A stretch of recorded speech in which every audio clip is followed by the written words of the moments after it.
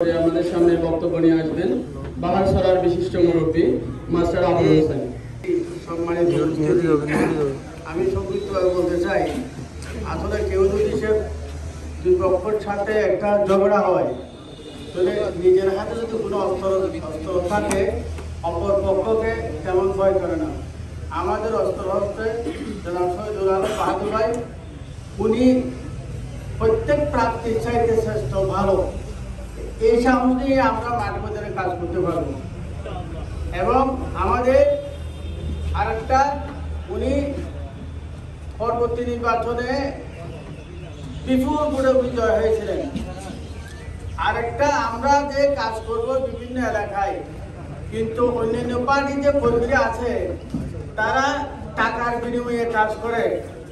আমরা ইনশাআল্লাহ আল্লাহকে খুশি করার জন্য, আল্লাহকে খুশির মাধ্যমে আল্লাহর একটা সৎ লোককে জয় করার জন্য কাজ করবো ইনশাআল্লাহ। এই কাজেই আমরা এলাকা ভিত্তিক অত্যন্ত সাহস নিয়ে এবং কাজ করার অত্যন্ত মানসিকতা নিয়ে আমরা কাজ করবো ইনশাআল্লাহ।